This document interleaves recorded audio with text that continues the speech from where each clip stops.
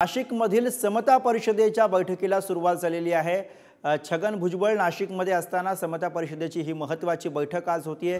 नाशिक लोकसभा मतदारसंघामधनं भुजबळ यांनी माघार घेतल्यानंतर समता परिषद आता ॲक्शन मोडमध्ये आली आहे। भुजबळांनी नाशिक लोकसभा निवडणूक लढवावी यासाठी ठराव मांडला जाण्याची शक्यता आहे।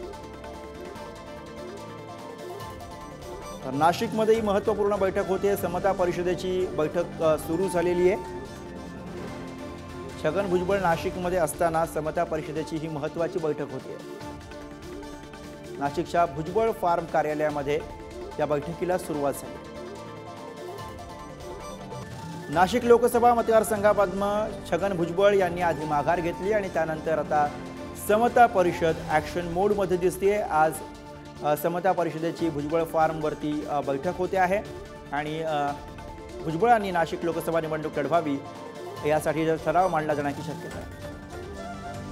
प्रतिनिधी किरण टाजणे आपल्या सोबत आहेत। किरण, समता परिषदेच्या बैठकीला सुरुवात झाली आहे, कोण कोण यासाठी उपस्थित आहे?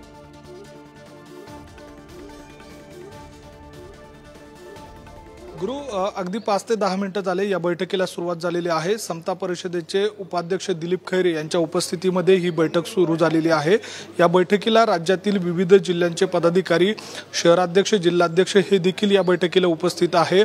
नाशिक शहरातील जवळपास सर्वच पदाधिकारी या बैठकीला उपस्थित आहे आणि या बैठकीमध्ये प्रामुख्याने एक मुद्दा जो चर्चेला जातोय तो म्हणजे छगन भुजबळ यांनी जो निवडणूक रिंगणातून माघार घेण्याचा जो निर्णय घेतला होता तो रद्द करावा। छगन भुजबळ यांनी पुन्हा एकदा निवडणूक रिंगणामध्ये उतरावं अशा स्वरूपाचा सूर या बैठकीमध्ये बघायला मिळतोय। खरं म्हणजे काही दिवसांपूर्वी छगन भुजबळ यांनी मुंबईमध्ये पत्रकार परिषद घेत याबाबतचे अनेक उत्तरं देत एक प्रकारे भाजपसह राज्यातील नेतृत्वावर प्रश्नचिन्ह निर्माण केलं होतं आणि माघार घेतली होती। त्याच सगळ्या पार्श्वभूमीवर या बैठकीमध्ये खल बघायला मिळतोय आणि या सगळ्या पार्श्वभूमीवर ठराव देखील केला जाण्याची शक्यता आहे। यामध्ये छगन भुजबळ यांनी निवडणूक लढवावी अशा स्वरूपाचा ठराव होण्याची शक्यता आहे। त्यामुळे या बैठकीअंती नेमका काय ठराव केला जातो हे बघणं महत्त्वाचं असेल।